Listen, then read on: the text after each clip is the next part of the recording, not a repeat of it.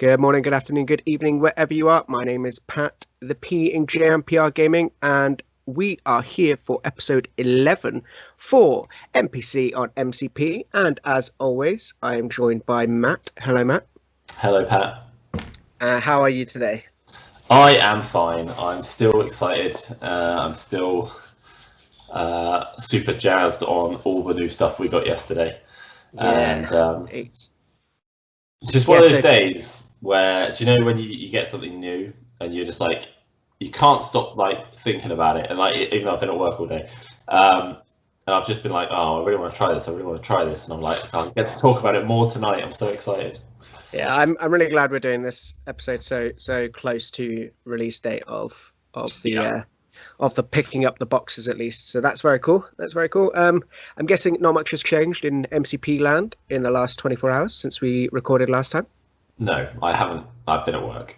This is me finishing painting and recording last night. Yeah, Mr Sinister. Obviously, we did a little tactics card chat. And I went to bed. I woke up. I went to work. I got home. I had dinner, and now here we are again. So all in all, a good 24 hours. I mean, work is work, but yeah. How about you? Very cool.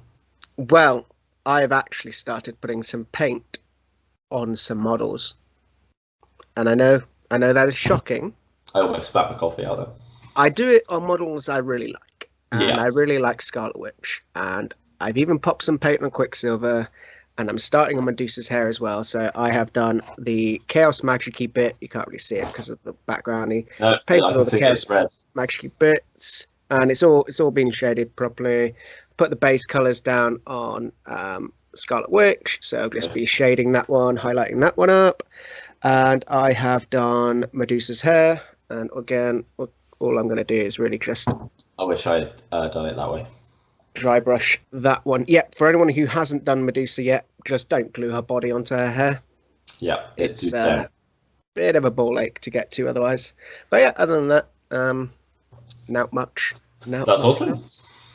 But we are here today for you to enlighten us on the Brotherhood of Evil Mutants, as they are known in the comics. They are not evil in MCP, I believe. They are just the Brotherhood of Mutants. Is that right?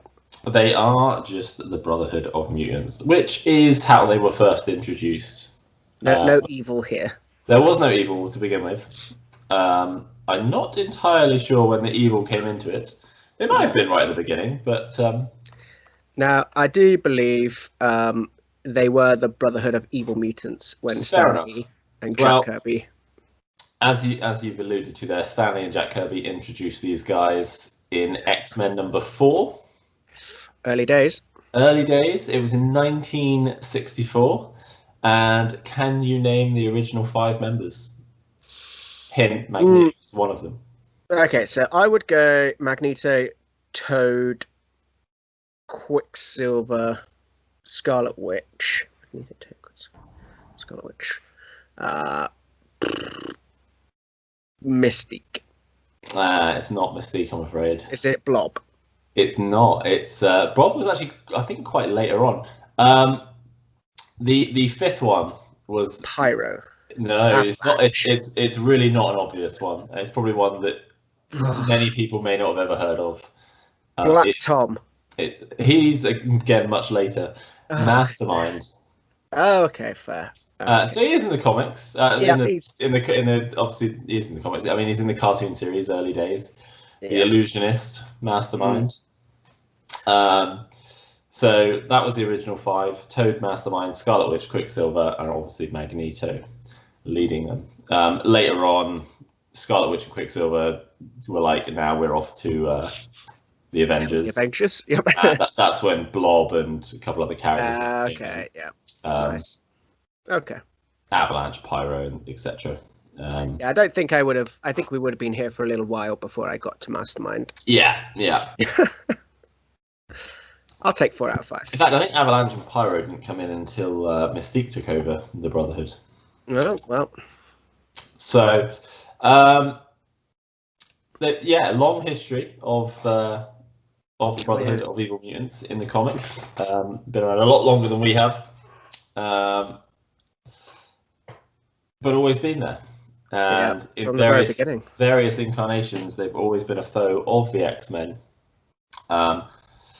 Or, you know, sometimes ally.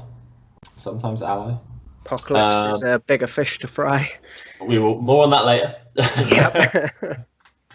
But let's just dive straight into the affiliation. Let's go over who we have. It's not many currently. It you know, like as Pat's just alluded to there, it could grow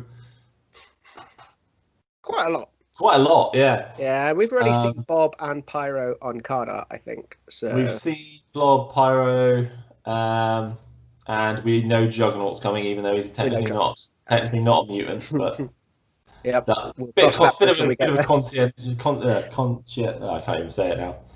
Contentious decision. Contentious, yeah. We'll get there. We'll cross that bridge. That's a future episode. So we also have our first I think this is the first faction we've done that currently has 2 leaders. Yeah, because I guess Sin wasn't out when we did the Sin wasn't out when we did Cabal. Literally like the week after. The week after. Yeah. So this was the first release that we got where, you know, the 2 of the 4 initial models were leaders. Yep. We're going to focus with the big guy first. We're going to take a look at Magneto. Very cool. Alias Max Eisenhart. Very good. Glad they went with that one. Which, not Eric Lenschner. No Eric Lenschner here. No Eric Lenschner here. They, again, bold move. Well, I like it. It's OG. It is OG. It's OG. It's what we want.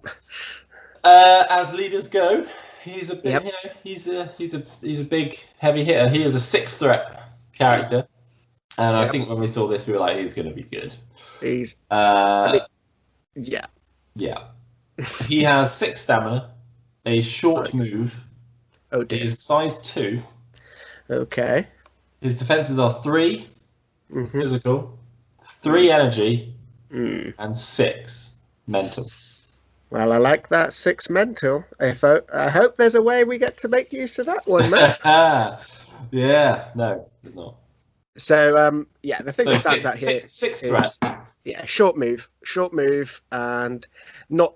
If I didn't know the game, I'd see those 3 physical and 3 energy and be for 6 threat. I want something a bit more defensive, but I think even when this card was spoiled, we saw 3/3/6 and was like, okay, there's gonna have to be something good here. Like, we know what's happening here.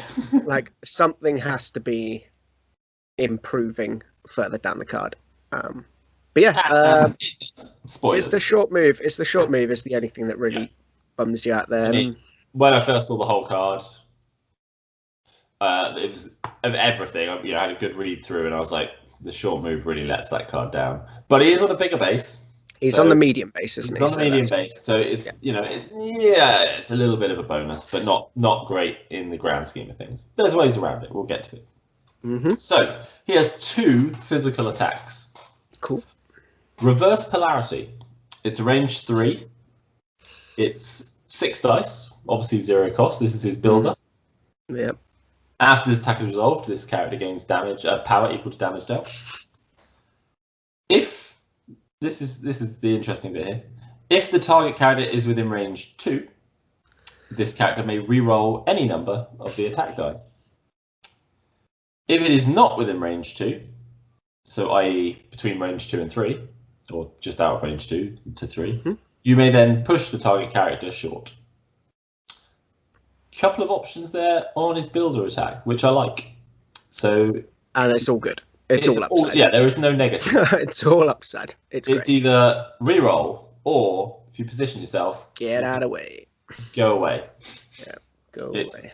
And you know, a lot of characters do have that range 3 attack. If you want to make sure that they can't hit you straight away, position yourself well and just push them away. I like it. And it's 6 dice. That's the 6 dice builder. Always a nice number. Okay with me. We then have his spender. It's called Shrapnel Blast. I like it. It has an area of effect, range 2. Nice. It's 6 dice. for 5 power. Expensive, but tell me more. We know area attacks are slightly overcosted, possibly. Maybe not overcosted, but they're certainly considered to be appropriately upped in price. Yeah. And I think with the more EMAPs we see, the more expensive area attacks are going to get. When measuring the range and line of sight for this attack, you may choose to measure the range and line of sight for this attack from a metal construct within range 3 of this character, instead of from this character. If you do, after all the attacks are resolved, the metal construct is then destroyed. After each attack is resolved, the target character gains the stun special condition. There is no limit. No trigger. No trigger. But Matt, what's a metal construct? You haven't told me about a metal construct. I think at this point we should probably tell the people are now metal going constructs. to jump to metal construct. So Magneto has his own little shenanigan. Yeah, I'm gonna say shenanigan. Slightly different compared to any other character so far. Arguably, Sinister can now do something kind of similar in a way, but different. He is the master of magnetism. This is a passive superpower. During the power phase, if there are fewer than 2 metal constructs terrain features in play, place 1 metal construct terrain feature within range 3 of this character. Oh, right, range 3. It is a size 2 interactive terrain feature. Then this character gains 1 power for each metal construct in play. Characters may never overlap a metal construct. Yeah, very cool. So the Magneto model comes with 2 small tokens. There we go. That's they're gonna sort of disappear. But basically, you get 2 of these. You can have 2 of them on the table at once. Now, bearing in mind, if for whatever reason you're playing a Magneto versus Magneto matchup, you can only have 2 of them. So if they place 1 and you place 1, what you got? But you are getting the power for it. So don't. It's not an allied metal construct. So actually, to be fair, if you've got 2 Magnetos on the table, you're getting 2 on the table straight away. So you're getting 3 power turn 1. So it's not a bad thing. So it's a nice little way to build power, and also it allows him to use his attack through them. And extra terrain, which we'll see is good with Magneto on the table. He has 2 other. He has another passive superpower, which is flight, because he flies. Expect nothing less. Makes himself levitate. His other 2 are an active superpower, which is fatal attraction. This has a power cost of X. Yep. And this is tasty. Very nice. This is tasty. This won me a league game. Now, this character may spend 1 to 4 power when paying the cost for this superpower. Choose an interactive terrain feature within range 3 and with a size equal to or less than the power spent. And throw it long. Yeah, that's right. Range 3 and a long throw. Before size. And now this is also isn't once per turn. However, to nullify how potentially horrifying this is, you pay an additional power each time that this superpower has already been used. So that means if you want to throw a size 4 first time round, it's 4 power. If you then want to throw a size 3, it's 4 power. Yeah. If you then want to throw a size 2, it's 4 power. So you can use it as many times as you want. But actually, Pat, you could. Because you'll get the power from the leadership. Magnet is quite important, the order you choose to do these things. Yeah. How much power you've got, how much terrain is around you, how many people you literally want to murder with buildings. His final superpower, though, is a reactive superpower. It costs 2. It's called Force Projection. When this character is targeted by an attack, now you can see where this is going, or would make a dodge roll, You may use this superpower. This character uses its Mystic Defense to dodge or defend. This character cannot be pushed or thrown as a result of the special rules of that attack or collision, which is a nice little bonus. It's huge. Yeah, that is a really nice bonus. So many attacks these days on more control-y scenarios want you to don't really care about the damage. They just want to be able to push you off and move you around and spend the 2 power. No. Like it's even like Shuri's gauntlets. You're like, that's exactly what I'm thinking. It's like I don't care about the 1 damage. I do care if you then push me off the objective I'm stood on. So especially because it's a push short and you move short. Any pushes on Magneto are bad. Yeah, which is why sometimes you use this. You don't really care about the fact that you're going from 3 to 6. You just don't want to be moved around. And I have done it for that very reason. Yeah, brilliant. So I think those 3 powers there, obviously flight as well, so 4 powers altogether. Like, this is a super powerful character already. Like he's putting terrain on the board, which he can use to throw. He's got near unlimited throws, quote unquote. You just need it, as much as you've got power and as much as you can generate the power, you can just keep throwing. I believe he's still the only character that can throw more than once per turn with a superpower. I know Thor can technically Thor can do 2 throws. I think you're probably right. Thor can throw a character and a piece of terrain, right? No, he's got an attack trigger, which allows him to throw a character. And then he can throw. The throw was also a character. Okay. So he could throw 2 characters, or he could throw 1 piece of terrain. Or he's thrown the character twice, which is great. Yeah. But no, I think you are right, then. That is big. That is big to just be able to stand there and just throw stuff around. Oh yeah, it's awesome. So like thematic for Magneto. Just like you just see him just picking up cars, picking up buildings, picking up lampposts. Everything's just getting crushed, and it's amazing. It's awesome. I would say on his injured side, before we look at his leadership ability, on his injured side, he goes up to 8 stamina. So he's a 14 stamina character with essentially a defense of 6, because you're always going to have 2 power a turn. Yeah, that's a really good point, actually. That's a really, really good point. And I like the fact that he's backloaded as well. Like, definitely. It's coming in handy. Yeah, it does come in handy, and that's the thing. Like when fighters are starting to get a little bit weaker, and you've just got more stamina to be able to tank another hit or whatever, it's useful. It's useful. But yeah, I think we should move on to the leadership ability, because this was very good from the very beginning. This one. Oh yeah. So now you might have already seen Magneto likes to destroy terrain. He does. He doubles down on this, and his suitably named leadership ability is From the Ruins. This is the Brotherhood of Mutants leadership ability, well, one of them. When a terrain feature is destroyed, after the effect is resolved, choose a number of allied characters equal to or less than the terrain feature's size. Each chosen character gains 1 power. A character may only gain 1 power as a result of this leadership ability per turn. It's really good. So it does mean that Magneto can't trash everything in sight and give loads of people power. It does mean that Magneto could break something, someone else could break something, someone else could break something, your opponent can break something, and you are getting power for this every time. Thor threw a building at me. Oh, that's fine. Everyone else gets some power. Not only do I get the power from the fact that I'm getting hit. I'll brace for impact, and I'll take 4 power. Yeah. Magneto loves it when terrain starts getting thrown around, and the fact that he can just spend 2 power and have 6 defense dice against it as well.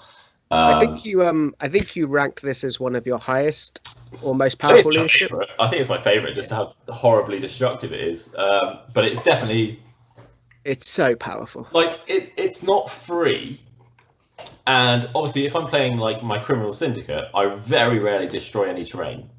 Like a little bit, but not much. So like with them, it would be pointless. But when you mix in the characters that can start to trash things.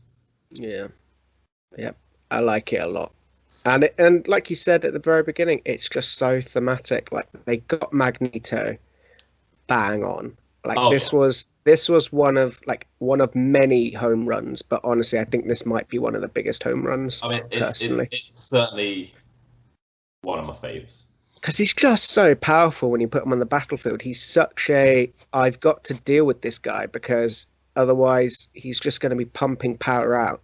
Yeah, and then you're like, how do I get rid of this guy? I think the best way of doing it is just to keep pushing him away. But he can't keep hard 2 power. But true. Even then, it's he's a range 3 fight. So he's got it's difficult and he's really hard. Yeah, he's a decent and there's like I said, there are ways to slightly mitigate that short move as well. So that was Magneto. Still one of my favorite characters in the game. I will continue to use him for a long time. Yeah. We're going to go to the second leader now. And this is I think she was I think she took over after Magneto sort of disbanded the Brotherhood. This is when you get your Pyro and Avalanche come in. That's cool. Yeah, that sounds about right. And this is Mystique Raven Darkholme. Possibly one of the evilest characters, just downright just bad. Like the films don't do this character justice. No, the films make her seem fairly nice. Yeah, I mean, Jennifer Lawrence's Mystique just isn't Mystique. No, not from the comics. But in the comics, Mystique is just a bad she's person. A terrorist. She is a terrorist who murders people and kills kids. She's way eviler than Magneto. Yeah. Magneto has a whole redemption thing. He's basically a good guy at this point now. Absolutely. Ish. No, he just is. He is, yeah. And has been in the past as well. Again, Age of Apocalypse, we'll get to that. But Mystique is just a terrible human being. Well, mutant being. Mutants are humans too. Are they? They're people. I should have said people. Tell them that. They are people. Right. However, let's get to her card, because she is very good in game, and I will, again, another character that I use quite regularly, especially, and out of affiliation as well. Yep. So she is a 3-threat character. A lot of competition in the 3 threats, we know this. But leaders at 3, always good. But a leader at 3, nice. You know that she's going to be a bit squishy, but hey. She is a 5 stamina, long mover, height 2, with the standard 3/3/3 defense. All good. All good. Like for a 3 threat, you've got the average defenses, but you've got a long move, and 5 stamina is fine. It's fine. Yeah. Yeah. Her first attack is a physical attack. It is pistol. It's range 3, 4 dice, no power. Obviously, it's a builder. It's a guaranteed 1 power builder. Very nice. On a hit roll. How many hits are there on a dice pack? I don't know. I've never seen them. I only ask because more often than is statistically likely, Matt will just not get this trigger off when we play. Do you know what? I can't even remember how many. Is there 3 or 2 on a dice? There's 2, I think. Yeah, I think it's 2. But on 4 dice, that should be a guaranteed. Statistically speaking, 4 dice, there is a guaranteed hit in there. So I mean, the thing is, you have done 3 or 4 damage off pistol. Just 100%. Just never got this rapid fire. 100%. Just rapid fire. Whenever I need the 2 power. That's it. Not going to happen. No. So she gets rapid fire on a hit. We've seen this before. It's good. Make the attack again, targeting the same character. Obviously, you gain another power, but you don't get rapid fire again. Her second attack is very, very nice, in my opinion. I agree. It's range 2, sadly, but it's fine. It's 6 dice, which is fine for a spender. It's only 3 power. Which I like it. That's okay, fine. you see Quicksilver's. I believe Quicksilver's is 2/6/2. Might be 3/6/2 actually, but I've got his card in my hand actually. It's his is range 3, but 6 dice. So that's why. However, it's called espionage. This is the important bit here. before damage is dealt, the target character gains the stun condition. So you ain't getting the power of this. Well, you're getting 1 power. You're getting 1 power, and if you spike and take a character out, normally they're like, well, at least I'm coming back with a bunch of power. And I did this to Valkyrie in a game. No power, and the best thing was when I'll get to this. This is the same attack, but so I did like 4 or 5 damage to Valkyrie. She got 1 power, and dazed. Yep. We're gonna jump down to her superpowers now. She has 3 passive abilities and 1 active. I'll go to her active first because this is also an additional action that she can take. This is Expert Sabotage. It costs 3 power. Choose an interactive terrain feature of size 3 or less within range 4. Enemy characters within range 1 of the terrain feature suffer 2 damage. The terrain feature is then destroyed and removed from the battlefield. This superpower can be used once per turn. In Magneto's leadership. Just got to remember it's an action there, man. It is an action. I have planned this before, like, yeah, this is gonna be so good, and then I've been like, fire. I moved twice to get there. Yep. Oh dear. No, this is great. This is so good. I mean, is this the same as Punisher's? It's slightly different, but very similar. But very similar. Yeah, it's a great thing. It's a great thing. Range 4 is nice. Guaranteed 2 damage as well. Guaranteed 2 damage. Yeah, you got to be within 1, but quite often you're on a building. You've got a lot of wall crawlers. They have to be within 1. Yeah. Yeah, you got a lot of wall crawlers who just sit on buildings or vehicles. Plenty of pushes to set this up though. Yeah, exactly. I think this is good. This is a really good ability. Yes, it costs 3 power, but hopefully what you can do in an ideal world is get your 1 power for the turn, do your rapid fire pistols, get your 2 power from that, and then blow up a building. And because you're blowing up a building, if you're using Magneto, you get some power to spend. Yeah. But this is good. I like it. It's cool, and this is that dark side of Mystique that we were sort of alluding to there. Absolutely. Now, her 3 passives. She has Stealth, cannot be seen outside of range 3. On a 3 threat, 3 defense. On a long mover, that's what I love. And a long mover. Long mover is the really good one there. Just being able to. I like it. Yeah, really good. Really good. She has Martial Artist, which we've seen before. This is when this character is defending against physical energy attacks from within range 2. You add blank to your successes in your defense. Very nice. Again, you've got that one. She's a stealth martial artist, so you've got that 1 range gap that she's a bit more vulnerable at. But a lot of attacks are range 2 anyway, so there's so it's good. It's good. It is good. It's really good. And arguably her best one. It's certainly annoying. It is Shapeshifter. During this character's activation, enemy characters cannot use reactive superpowers or reactive team tactics cards. And this is exactly what happened when I was alluding to that Valkyrie kill. I espionaged to stun, damage. He played Odin's Blessing, I believe is the card, to reduce the damage. And I went, no, this is Mystique. I was pretending to be Thor. And I do not bless. My dad does not bless you. So no blessings today. Just shutting down reactive. You've got all of the defense abilities. Bodyguard. Almost every single defense ability is a reactive ability. Venom's lethal protector. Almost all the counter attack. It basically means that while Mystique is trying to kill something, she's not getting punched back. You're not getting bonuses to it. Does this work with, say, like Magneto's defensive ability to add like dice and stuff? Yep. Yeah, if she was punching Magneto, he could not go up in his Yeah. That's brilliant. It obviously doesn't work on like enchantresses. Hers is passive, isn't it? So you have to spend the power to do that. But still, being able to shut off so many abilities in game while Mystique is active is really nice. I know she's not the heaviest hitting character, but she always does stuff. She always does. She gets work. She always gets work done. Exactly. All I will say on her other side is she does not change.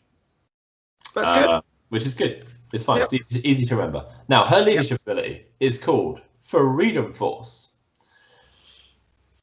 Again, affiliation Brotherhood of Mutants. Once per turn, this has a couple of parts to it. Once per turn, after an allied character interacts with an extract objective token. As he looks at the new cards. After all the effects are resolved, the allied character gains 1 power. Yeah. So now, they don't get to do it for free. It's not free. Yeah, it's not like the X-Men ability where you get the interact for free. But you get your you get it reimbursed. I get it. I can pick up a hammer. Yeah, cost of 1. And I get that 1 power back. Nice. I could pick up a legacy cure. And I get a power back. Yep. So each legacy cure might cost 2 or 3, but you're still going to get that 1 back. Yeah, which is good. Obviously, only once per turn. But each character that grabs something in the first turn, or even later on, it doesn't have to be just the first turn. And I have forgotten that when I've used Mystique's lead. For some reason in my head, I'm like, right, it's the first turn. I forgot it's like first class. It's like I forgot you can pick up objectives later in the game. That is brilliant. So yeah, it's good. It's not free, but it's like I said, it's a refund. You are technically not spending that power. Initially, friendly characters, allied characters, gain the following, or may use the following interact ability. Interact secure objective token. Place a token on the objective token. While this token is in play, you are securing this objective. Remove the token if an enemy character contests this objective token. You may only have 1 token in play at a time as a result of this leadership ability. Oh, how many times have left a character sat on a backfield objective just to score that 1 VP a turn? Yep. And gone, I wish I could leave something here so that this character can go and do something else. I think this is it's what I really like about Mystique's leadership is she helps you on both extracts and secures. Oh yeah. Like, that's the big thing.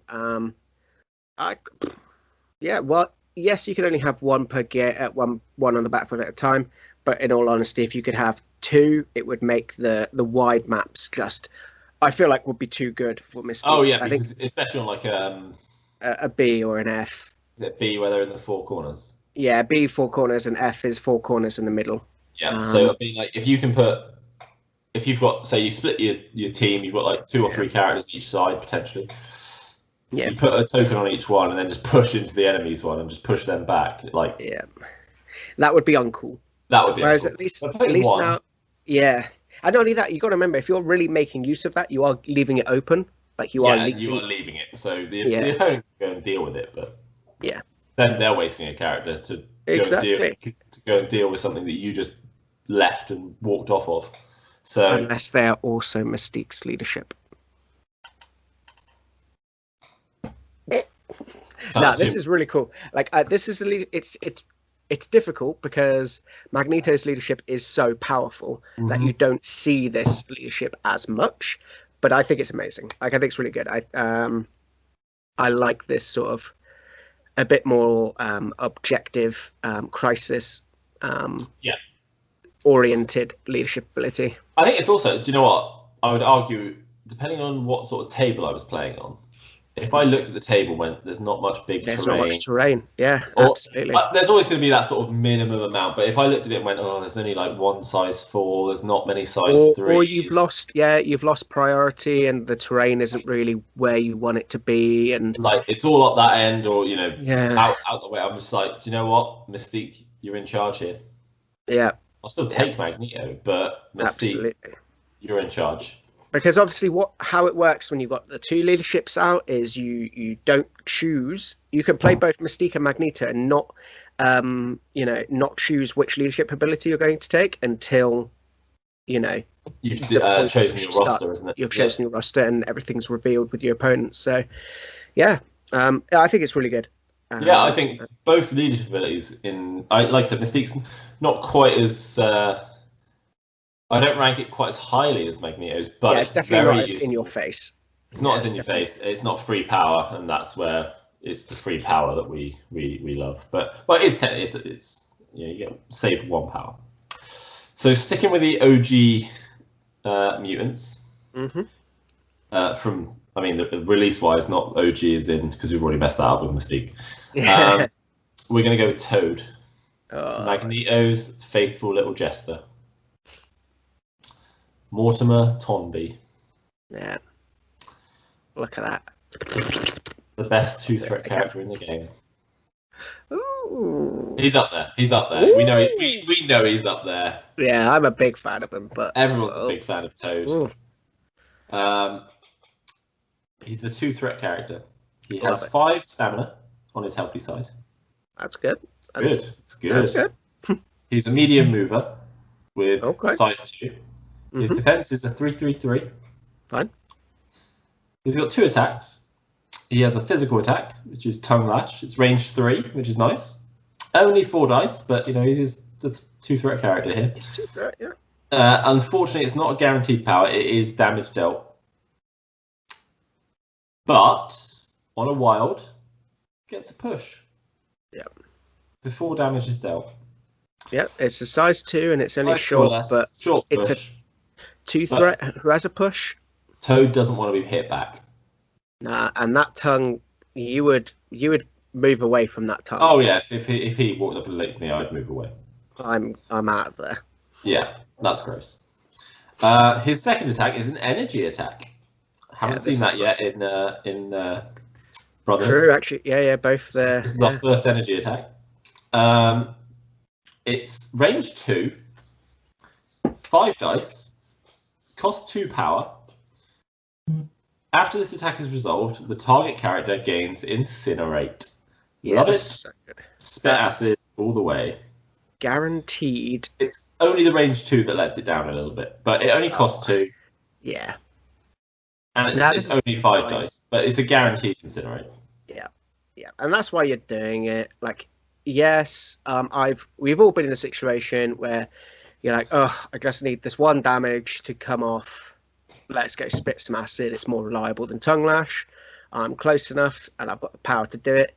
And if it doesn't go off, at least then I've made it easier for the next person to try and take him out. I really like this attack, and actually, I don't think Sabretooth has an energy attack, so I think this is currently the only in-faction energy attack that Brotherhood have. It actually is, you're right. Yeah. Just flicking through. But really cool. I like those 2 attacks, especially on a 2-threat. Like I said, they're not the best attacks in the world, but they do some stuff. You're paying to. He is 2-threat. Yeah. Now, he does have 5 superpowers. That's great. 2 passive, 1 reactive, 2 active. Let's jump down to the passive first. First one on the bottom is Wallcrawler. He ignores terrain because he's Toad. He's a Toad, yeah. His second one is very, very useful, especially when combined with Mystique's leadership. Prehensile Tongue, also gross, by the way. This character may interact with objective tokens that are within range 2 instead of within range 1. Now, quick caveat on that. He could use Mystique's leadership to secure it from range 2 away. He cannot contest it himself within range 2. He does still have to be within range 1 to contest. But if he wants to touch it, he can lick it from 2 away. That's civilians, that's assets, it's hammers, it's legacy cures, it's research assistants.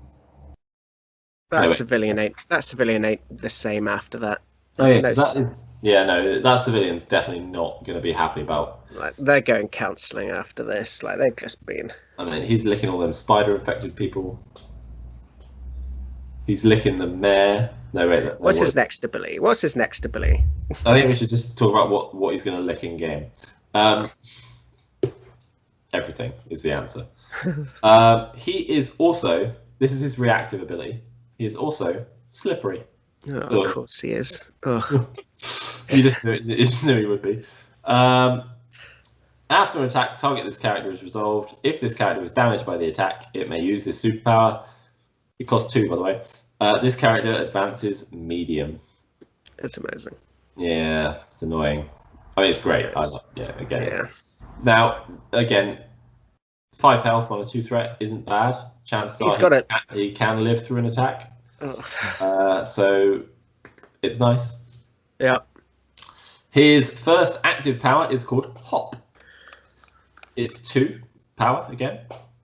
Place this character within range 2 of its current position. This may only be used once per turn. It's only range 2, but bonus movement. Bonus movement, exactamundo. Especially if you're grabbing a hammer from 2 away or grabbing an objective from 2 away and then hopping 2 back. Mm-hmm. It's nice. I'm okay. I'm all right. And his final active ability also costs 2 power. There's a slight theme here. It's called Finders Keepers. It's an action, however. Choose an allied character within range 2 of this character and then move 1 asset or civilian token from the chosen character to this character. This character is now holding that token. This character may hold more tokens than the crisis specifies. He just licks it out of his ally's hand. And usually just runs away with it. And runs away because that's what Toad is good for. He is an objective runner. Now, the only negative... and it's a big one. It's quite a big one. When he flips, you might have noticed that 5 stamina on a 2 threat is quite high. And if you were expecting it to be 5 on the other side, you were wrong. You'd be mistaken. Yeah. If you were expecting it to be 4, you were wrong. Yeah. If you were expecting it to be 3 and be 8 stamina, like most 2 threats, you are bang on. He only has 3 stamina on his injured side. He does not like to be on this side. He will die from a swift gust of wind. Because obviously we've seen 3 health on Rocket, but obviously Rocket has like perma cover. So his but actually no, his perma cover only really takes his 2 defenses up to 3s, doesn't it? So it's pretty similar. It's pretty similar. So yeah, I mean, it's not Okoye where you got the 8 and it's split evenly across, and it's not Black Widow, which is the same. It's a little bit worse. You just need to keep him on his front side as long as possible, and I think it's doable, man. He's got enough. He doesn't daze that often. No, I completely agree. Because most of the time you're not putting him in the line of fire. And if they are, you just slippery on out of there and then hop away. I use him in line of fire all the time. People tend to ignore him. And that's another thing as well. There's usually target priority, isn't it? So there's usually a bigger fish to fry. And a map or a crisis I find he excels on is Montesi. Oh, he loves it. He loves a good old read, doesn't he? He just loves to read. He just loves to read. It doesn't look like he can, and he definitely licked those pages. But I was about to say he's holding that book with 2 hands. Yeah. And just next Doctor Strange is not getting that book back in pristine condition. Do you know what? Actually, to be fair, Brotherhood quite like Montesi, I find, because it gives him another energy attack. Yeah. But yeah, Toad, cool. 2 threat, Toad, love it. 2 threat, love him. He's great. Bit gross, but great. We finally have the last of the original 4 came out for Brotherhood. The one that gets the least love, I think. I really like that is Sabretooth. Mm-hmm. And I can see why. He is a 4 threat character. Arguably, he's more like a 3.5. He's kind of like a slightly underpowered 4 threat, but would be definitely overpowered at 3 threat. But he's got some good things for him. I like him. I'm not knocking him. I'm just saying that's what people kind of think. He has 6 stamina. He's a long mover, which is very nice, and he's size 3, so a bit less cover wise. Mm-hmm. His defense is a 3/3/3. Not the worst. Not the worst, but definitely not the best. Definitely not the best for a 4 threat. He's got 2 attacks. They're both physical, as we have alluded to already. He has Claw Slash. He is a range 2 5 dice builder. After this attack resolve, character gains power equal to damage dealt. On a wild, the target gets bleed. and you also get Pierce. Yeah. I mean, this we've seen on Wolverine. Nice. Yeah, we've seen this attack on Wolverine, and it's just as good on Sabretooth. Is it actually the same attack? Yeah, I think it is. I think it's legit the same attack. Yeah, cool. yeah. They only use Wolverine once. Yeah. Is it exactly the same in the sense that, you know, are you getting the same use out of it? Well, actually, as we'll see later on, Sabretooth can probably get a little bit more use out of it than Wolverine. But yeah, Bleed and Pierce, just remember you get both of those on one wild. You get both of those on one wild. Five dice. Most of the time, you're going to be getting at least one. It's good. It's a really good. It's a very solid builder. It's a very punchy sort of initial attack there. I like it. And he's a long mover, so the range 2 doesn't, you know, have such a negative effect. Yeah. His spender. Mm-hmm. I'm a fan. I'm a fan of this. It is range 2 again. It's a 7 dice 4 cost attack. It's called Savage Predator, and on a wild and a hit, I am assured there are hits on the dice. It's got Finisher. After this attack is resolved, this character may make a Claw Slash attack. This character may reroll any number of the attack dice during that attack, and it doesn't have to target the original character. Nope. Finish him or punch someone else. No. Yeah, this is good. Like this. I like it. I don't know how often you do it, but that's the trouble. He's a little bit greedy on the power. Yeah. But he often has power to spend. True. But it's and especially if you're playing Magneto. Yeah. Also, if you're playing Magneto, where you can sort of pop the power on people. There was a lot of P's in there, but yeah, no, I actually like this attack. 7 dice with the ability to just get another 5 dice attack out of it. Yeah. You're hurting people. You are hurting people, and that is Sabretooth in a nutshell, really. Yeah. He has 4 abilities, 4 superpowers. I'm going to start at the top this time, just to mix it up. His first is an active superpower. It is called No Mercy. It costs 3 power.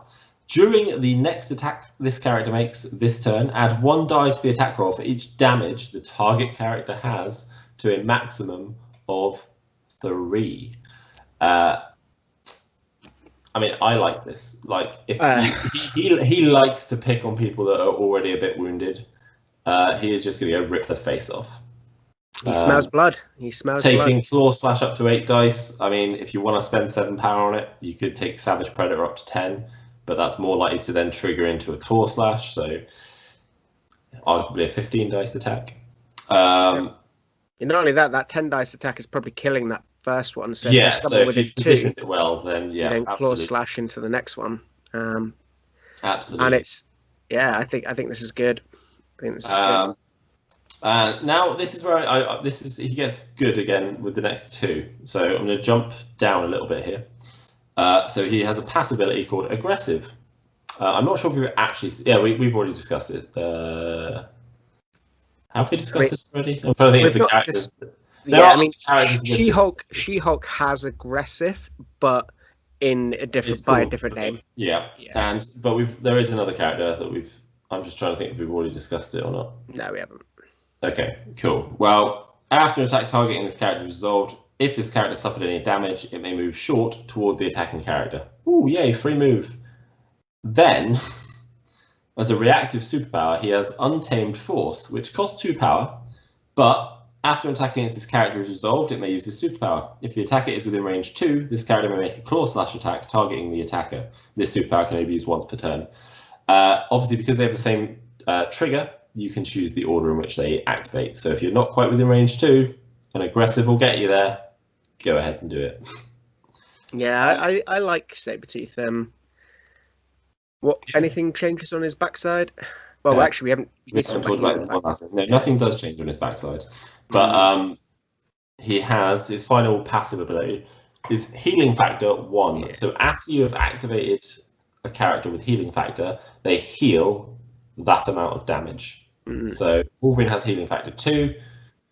Sabretooth's not quite as strong on the Healing Factor. He heals 1. So if you've got that 1 point of damage on him, or a couple points of damage on him, just helps to keep him alive that little bit longer. So he does have 12 stamina in total, but that is, you know, potentially a little bit higher. If the opponent's not finishing him off, then you can heal that a little bit of damage here and there.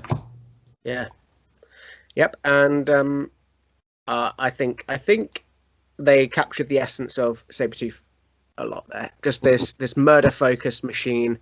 Do I think that's the best way of playing Sabretooth?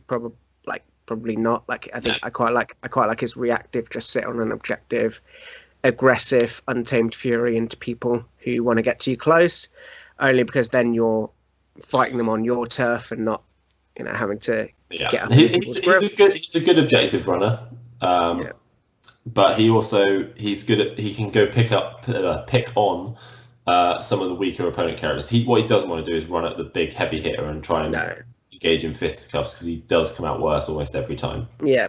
I think the long move really helps, where you can be like, yep, I've sat on this objective for a turn, no one's really come, no one's gonna be coming, so I don't need to sit on this anymore for whatever reason. You know, I'm a long mover, let's get into the action. Yeah. So yeah, he can dish out some damage, he can move fast, reposition well, and he can heal. So yeah, I like him. Like, I do agree with what a lot of people say though. Is he worth 4th threat in a roster? Yes, if you can make the use out of him. But if you don't, then that is a different character that you could have got more out of. So I can see why people aren't sold on him without using certain tactics cards, which we'll get to in a bit. Now, we have our 2 newbies to the Brotherhood, although they are OG members. And I'm excited, real excited. And obviously Pat is, because he's actually got paint on them before me. We have Quicksilver, Pietro Maximoff. He is a 3-threat character. He has 5 stamina. He is a long mover, obviously. If he was anything other than a long mover, I probably would have just ripped his card up. He is size 2. He has 3 defenses across the board. So he has the same stat line as Mystique. Sounds good. Which I'm not complaining about, because that's a good, solid stat line. He's got 2 attacks. He has got, they're both physical, but they are different. So he has a Supersonic Strike. This is a range 3 4-dice builder. After the attack is resolved, gain power equal to damage dealt. On a 4 dice.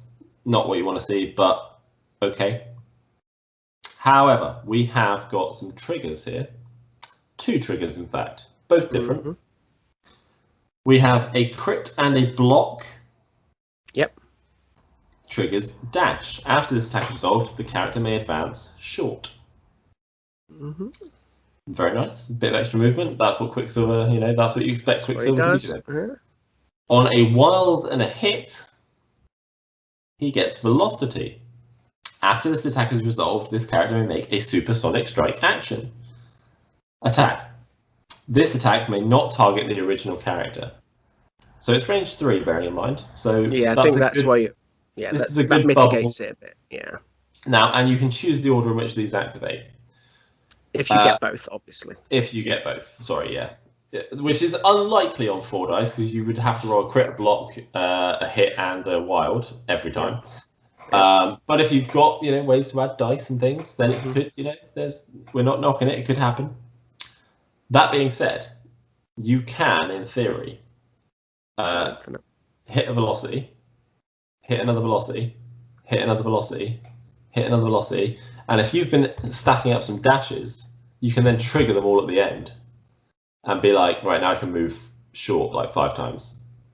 Obviously, the chances of that actually happening are very low, of getting multiple triggers. But it's going to happen to someone at some point. They're going to roll it a couple of times and be like, oh my god. So, yeah, it's quite important to know the nuances of how the triggers work there. Yeah, basically. But velocity is awesome. I really like the idea of Quicksilver just, you know, punch. You know, like you see in the films where he's like throwing all the people out of the building as it collapses. Like I imagine that, but with punches. I also didn't really like that version of Quicksilver. I'm just gonna say it. Wow, I thought it was fun. It was fun. Yeah, that was it. But yeah, I think they overdid that whole. They did they did one of those scenes in every film, and it was just like. Yeah. It got a reaction every time. People liked it. The first one, I was like, this is kind of cool. Where they're freeing Magneto. Yep. After that, I was like, no, okay, I'm bored now.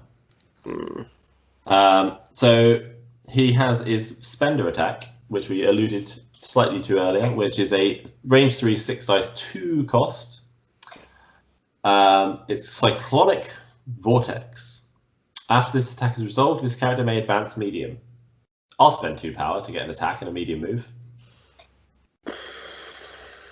Yeah, I mean that is something. So we've already got a long mover that can trigger a short move and a guaranteed medium move on his spender. Yeah, I mean, yeah, it's good. It's good. It doesn't quite have the extra bleed trigger of Baron Zemo's spender. No, it's exactly the same. But I think the reason being is that Quicksilver uses this movement. Maybe it's more essential to the card. So I mean, I would argue that it's because Quicksilver uses his fist, whereas Zemo uses a sword. Yeah, I mean, I'll give you that. Yeah. that is right. I mean, you've got me there. You've got me there. But yeah, obviously, yeah. So he does have 4 superpowers. Very nice. Obviously, I'm expecting to see some extra movement here, and it does not disappoint. He has an active superpower called Speedster. It costs 2. This character, as long as he's not holding an objective token, big one there, advances long. This superpower can only be used once per turn.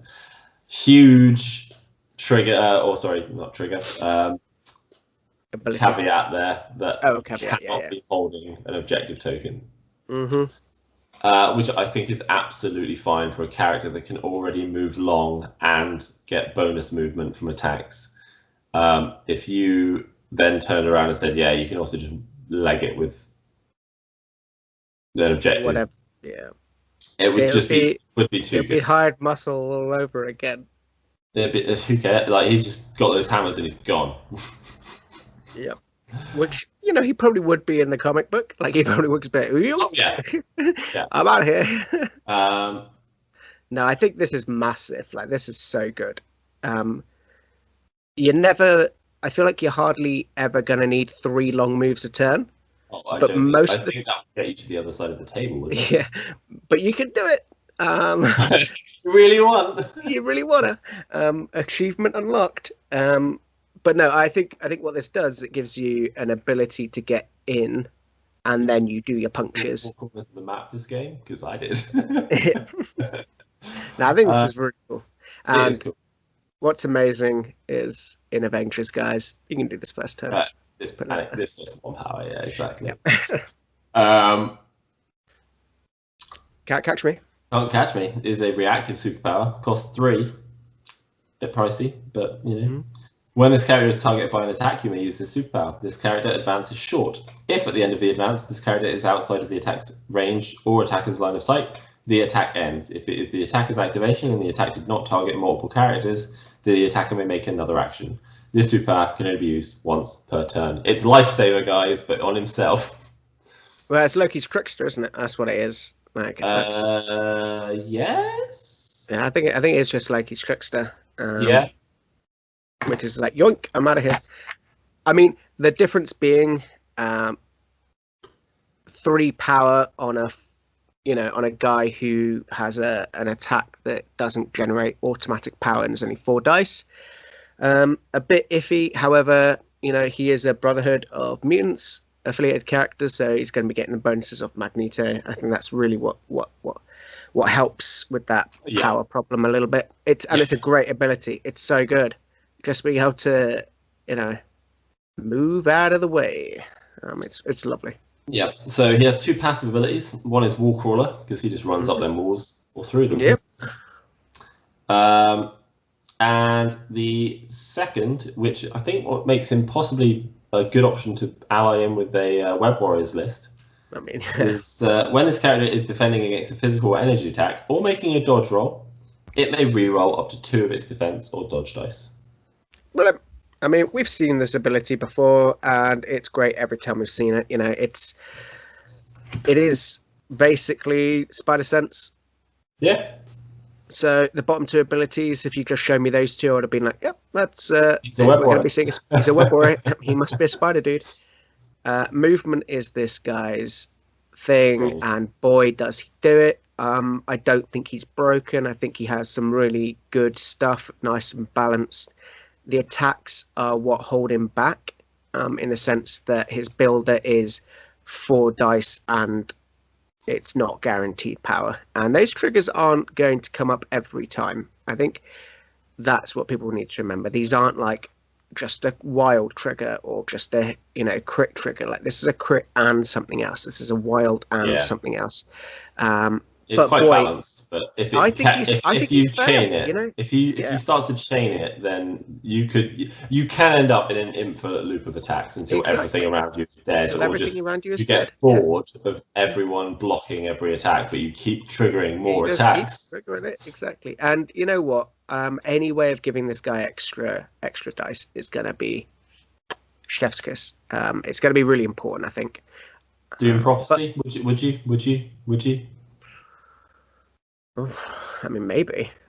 I don't know. Like, you'd still get your can't catch me, can't you? You still get that where you're just like, nope, gotta run away. You're not hitting me because I'm just gonna run away. Maybe you do. I don't know. It's only adding 3 dice. So I think it would.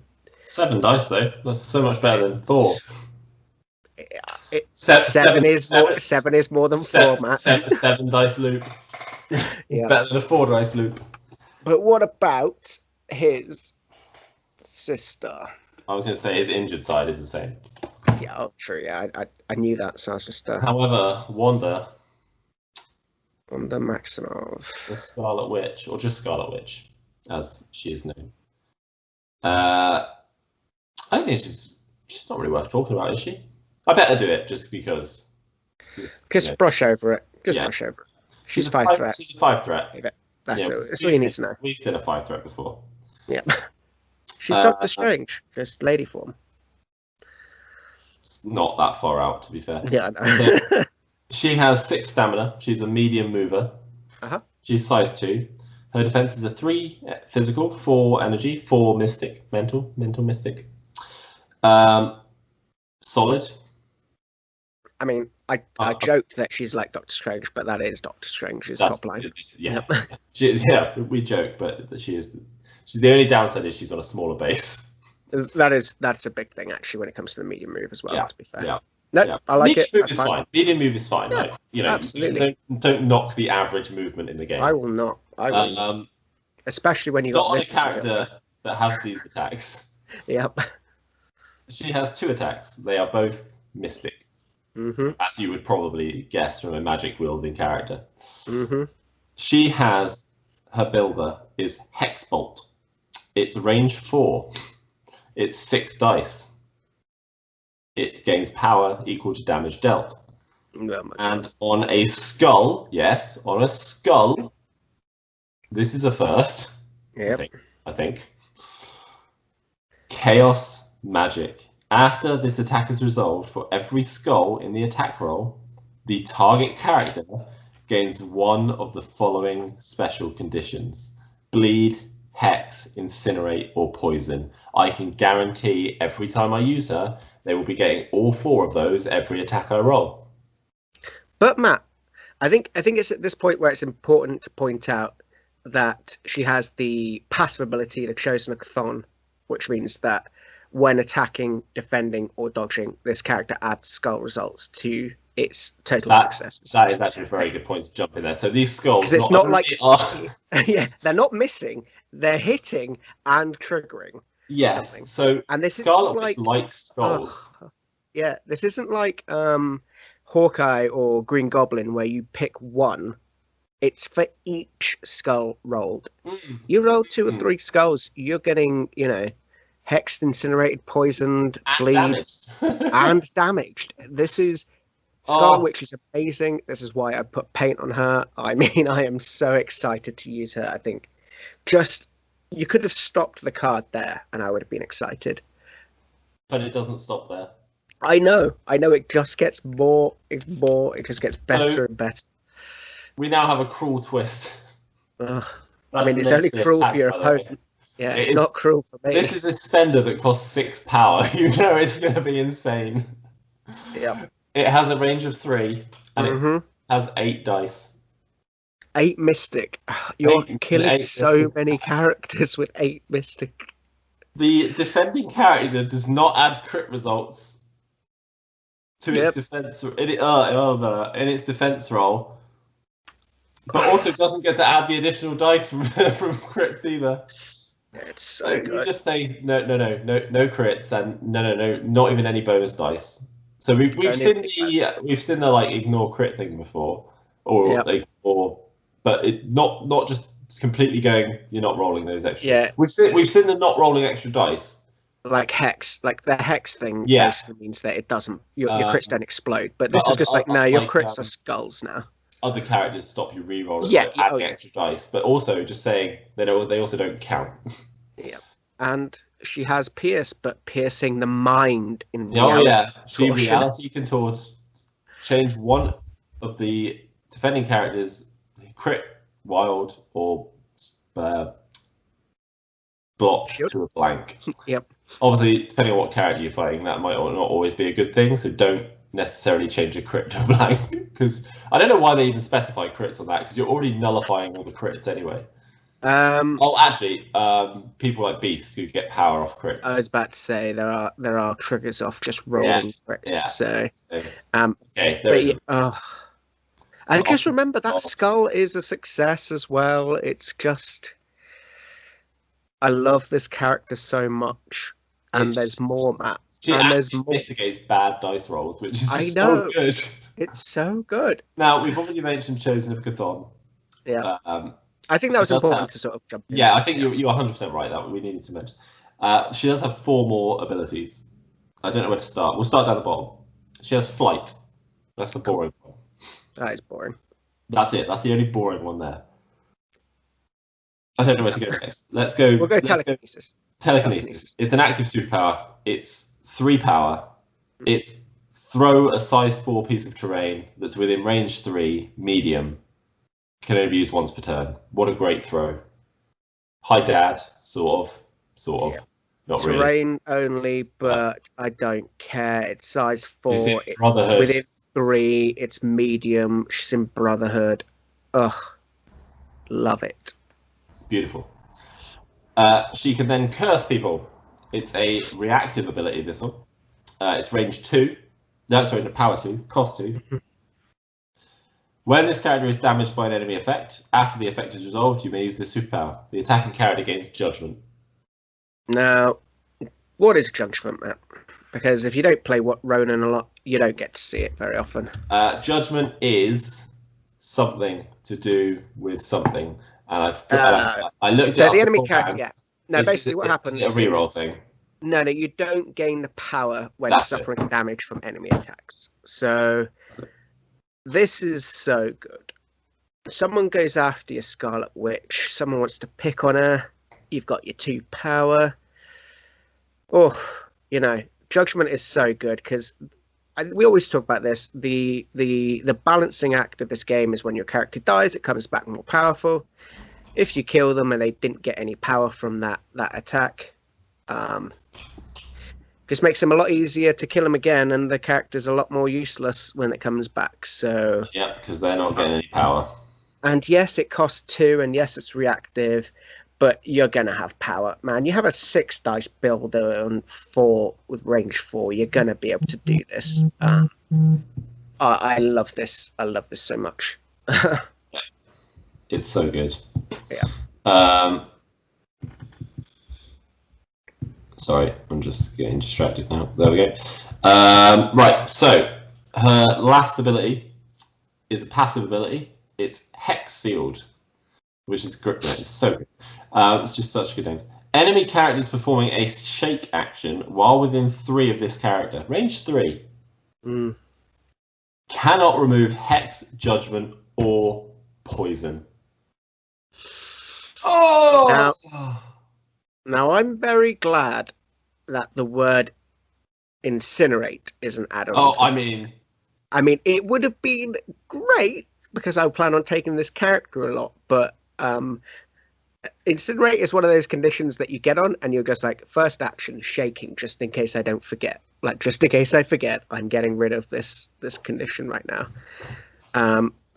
But yeah, Judgment's a big one.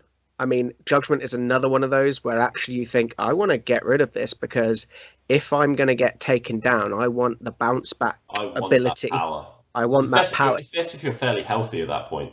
Exactly, yeah. If you're going to be getting 3 or 4 power off being dazed, I think you definitely want to be taking Judgment. So, it's similar to Crystal. Crystal has the is it a tactics card, isn't it? No, Crystal has a. It's just on her power, yeah. That she can't. You can't get rid of any of hers. That does incinerate. Just combine her with Crystal. I mean, they're both in A-Force. I'm doing it. Just saying. It's worth a try. Do you know what? It's worth a try and just dishing out as many conditions as possible and being play Widow 3. Get rid of them. Play Widow 3 in there. She gets that bonus to attack dice equal to them. That's 9 power. Not 9 threat. What am I on about? That's 11 threat. Yeah, I don't mind. That's not good. No, I'm not. That's a good thing. And then Chuck She-Hulk in there for 17. That's Right. But yeah, delicious. What a card! What a gal! She takes Brotherhood from being an interesting affiliation to an amazing one, and obviously, like Pat's already said there, she's also in A-Force. We haven't had confirmation yet that she's in Avengers, but if she's not, I'd be surprised. Although because of her abilities, I don't know. Reducing some of those abilities by 1 is tasty, is what you're going to say. I think almost it's too spicy. good. I wouldn't be surprised if she doesn't. No, she'll be an Avenger, 100%. Heard it here now. I think she will be from the fluff wise, but also I kind of look at her abilities and go, can they do that? Yeah, I'd love telekinesis for 2 power. I just want to throw this size 4. Yeah. 2 power. And it's just dishing out Judgment for 1. Yep. That's really nice. I don't know. I do. It's gonna happen, people. I don't know. But those are the characters of the Brotherhood. We're not talking about Avengers today. That is Brotherhood. And wow, okay. The last 2 really take Brotherhood to a next level, I think. Both of them are great. Yeah. Both of them are, Quicksilver's good in both. The Quicksilver works really nicely with Mystique. Scarlet Witch is obviously best friends with Magneto. Yes, that's 11 points for 2 characters, but you're going to be just throwing things left, right, and center. Yeah, you are. Love it. Now, I'm going to quickly talk. Well, I'm not going to quickly talk. I'm going to go over one more character because I think he might get added to Brotherhood. But until I think we're thinking Friday, it might get an update. But at the moment, because he doesn't live anywhere, we're going to talk about Mr Sinister. He also got released yesterday, or we picked him up yesterday. He currently doesn't live in any affiliation. But we talked about his tactics cards yesterday, so I think it'd be remiss not to talk about him today. He is a 4 threat, 6 stamina, medium mover, size 3. Defenses are 3 physical, 3 energy, 4 mental. Solid. He has 3 attacks. He has a energy strike, which is range 3, 5 dice, no power, and gains power equal to damage dealt. He has 2 spenders. The first one is Genetic Splicing. It's a range 4 beam attack, 5 dice, costs 1 power, and it has an ability called Genetic Extraction. After each attack is resolved, this character gains 1 genetic sample token. We'll get to that in a minute. Or if you've watched yesterday's video, you'll see why that's important. God. So it doesn't have to do damage. Doesn't have to do damage, but it's beam 4 with a 5 dice, and it doesn't have to do damage to get the genetic tokens, which is the important bit. Now, he also has a second mental attack, Spender. This is Recumbent Disintegration. Say that 10 times fast. Recumbent I can't say it once. It's an area star attack. It's 6 dice, 6 power to use. I don't think you'll be using this very often. The range of this attack is equal to the number of genetic sample tokens this character has. On a crit, wild, and a hit, that's right, you get Genetic Burst, which is after this attack is resolved, each enemy character within range of this attack suffers 1 damage. Now, the glorious thing about that is it can trigger potentially however many times there are enemy characters that you're attacking. It's true. That's true. We like these sort of explosion type abilities, but I feel like you need at least 2 samples for this to be doing anything. Yeah, it doesn't use up the samples. It doesn't use up the samples, which is good. Yep. But 6 power, I think, is 6 power is. I don't know how often. I mean, that being said, if you got this lined up where there's a bunch of enemy characters, you can hit the genetic splicing. Oh no, wait, that's not power, but it's not builder. I don't know what I'm on about. No, it's not. Ignore me. I'm talking crap now. No, I think it's. But if you're gonna, there are other things to spend 6 power on. When you look at his card, but there are going to be times where there are 2 or 3 characters bunched up, and you just think, I've got two genetic samples. Let's just go do a strike, to gain some power. Yeah. Because that 5 dice energy builder is going to get you some energy. Yeah. Oh yeah. And then you go for it. There are EMAPs, like we say. EMAPs are a big thing in the meta, especially with the 2 new releases. But I think there are other things to be spending your power on. So I wouldn't be banking on this as being a Mr Sinister. This isn't what you take it for. Exactly. Now he has a bunch of powers here, 6 in fact. He can fly. That's his most boring one. He has a DNA. Flight is good. I know. Flight, walk, all of those, they are useful. But because so many characters have it, at this point it's kind of like not many characters walk, apart from Criminal Syndicate. So we've got his other passive ability is DNA Database. This character may have a maximum of 3 genetic sample tokens at any one time. Now his 4 actual abilities here. We have Engineered Perfection, active superpower, costs nothing. Remove any number of genetic sample tokens from this character to remove 1 special condition for each genetic sample token removed. This superpower can be used once per turn. Ha! Screw you, Scarlet Witch. I can't shake it, but I can certainly get rid of it. Yep, and these types of abilities are really good. They can be useful, especially if people are. You're not wasting an action to shake. Yeah, exactly. I think that's the thing. Stun, there's a lot of stun out there. How many times do you get staggered exactly, and you just think, oh, I needed those 2 actions, like I needed to move, or I needed to really take this guy out, but 1 attack isn't likely to do it. No, just remove that genetic sample token. It doesn't cost you any power. Simple as. Just costs you one of those very easy to come by genetic sample tokens. Exactly. This super can be used once per turn, but obviously generally you're going to be using it at the start of the turn to get rid of whatever you've got, and then you're just going to carry on. So that makes sense. You wouldn't really ever use it more than once per turn. Genetic Negaton. What am I? I can't. Negation. Even Thank you, Pat. I can't read it. Nah, it's Genetic Negaton forever now. That sounds way better. What is a Negaton? It's just like next level. It's like a nuke or something. So choose an enemy character. This costs 1 power. Choose an enemy character within range 3. This character, and remove 1 sample from this character.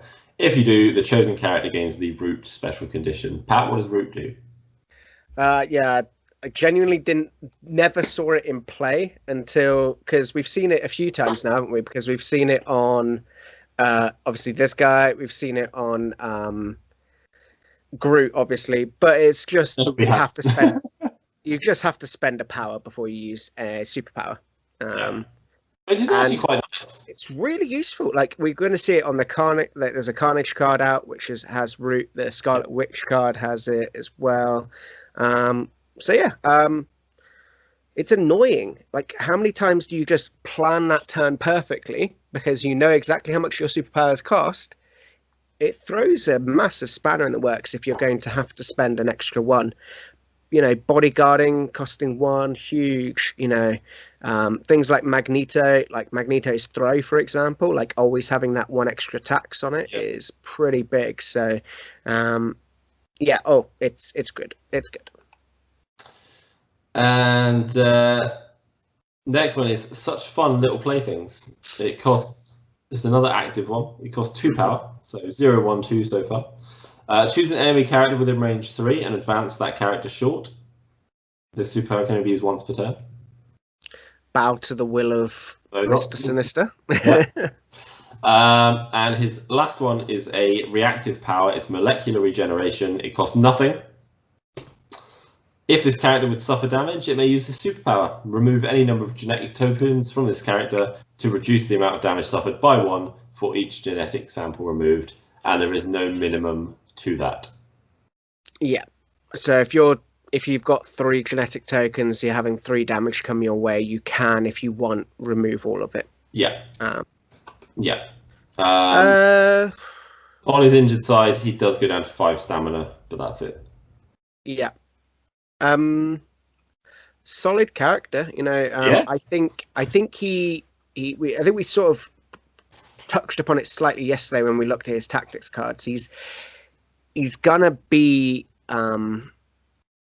taken a lot of times with those tactic cards, and I think they're sort of almost part of the cost of, you know, that 4 threat that you're paying for.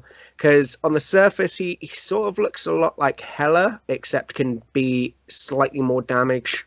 Maybe not even slightly more. Hela can do some massive damage. And Hela doesn't seen often.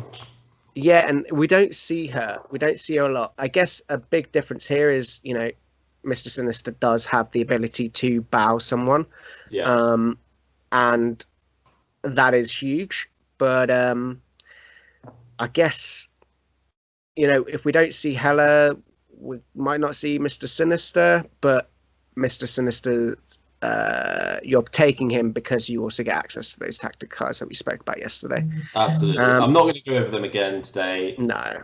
Basically, the main thing is he has a card that gives him more genetic sample tokens, and he can use those genetic sample tokens to basically summon in another character that you aren't using, which is insane. But we talked about it yesterday, so if you want to see it blew our minds yesterday. So it blew our minds yesterday. It's still blowing my mind today, to be fair. A quick errata on that, actually. Yeah. There was actually, I will mention this, actually. The cloning banks, yesterday, it was announced that the rounding up rule for dice and things, which is in the rulebook, from the rulebook, doesn't count on cloning banks. So if you do round down on cloning banks, so if you wanted to get a 3-threat character, you would have to spend 6 genetic samples, not 5 like we thought yesterday. Yeah. Which was originally, it was said like, yeah, that's how it works, but then very quickly they turned around and went, no, actually it doesn't. We'll put an errata out. Mm-hmm. So that's the characters. I do think Mr. Sinister might be added to Brotherhood. It's not guaranteed. It wouldn't necessarily make sense because he's not really been in Brotherhood, but currently he's just a bad mutant. Like that. Yeah, exactly. What exists currently would make sense for him to be in Brotherhood, and he would add that nice energy / mystic attacks as well. So I could also just see him in Cabal. I don't want him to be in Cabal. But Cabal is just like where they dump bad guys. They just dump the bad guys in Cabal. I know. I don't like it. I don't want them to. I'm not going to argue if they did, but at the same time, like, he doesn't need to be in Cabal. Whereas Brotherhood could use that extra variety of attacks. I mean, he's going to be a character I play around with. He's expensive because he kind of comes with 2 tactics cards, which I might try him in Criminal Syndicate. You know, I think he might be quite interesting in Criminal Syndicate because I'm going to have it like you're running around with a lot more cheaper characters. You can definitely do some stuff there. But anyway, we're going to move on to the tactics cards of Brotherhood. There are 2, 3 now, but we talked about one yesterday. We have got Books of Truth. Books of Truth, which is now the one I can't find. I can read it. I got it. Thanks. Go ahead. It's a Brotherhood of Mutants card. It's reactive. When an allied Brotherhood of Mutants character is attacking or defending, at the end of the modified step, the modified dice step of the attack, before the calculate successes or failure step, it may spend 2 power to play this card. So it costs 2. This character rerolls all of their attacks or defense dice, including the skull results. So underused. Yeah, it's a bit like Recalibration Matrix in that sense. Yeah. I think for 2 power, when you need something dead or you need to be not dead, this is certainly a good card for it. And especially on a character with like Magneto, where you've got, say, 6 defense dice. Yeah.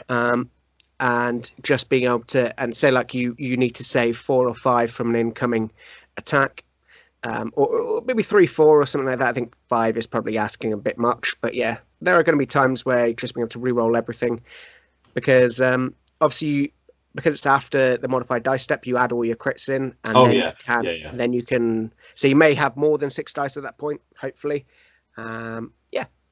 I think more often than not will be used on attacks, because it's more dice usually. It's more sides of the face, more faces of the dice. Are useful. But yeah, cool card.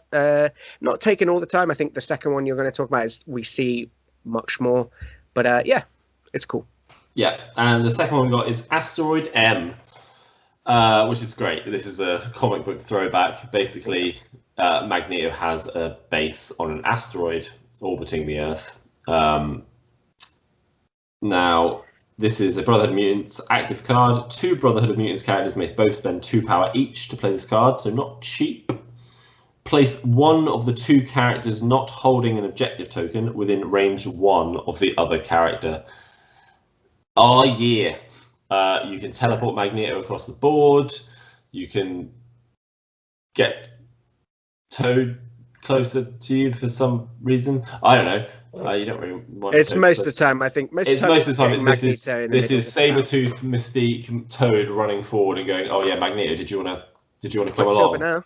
Quicksilver now. And oh my God, Quicksilver, 3 long moves. And you can just dump Magneto behind enemy lines. Yeah. That's actually.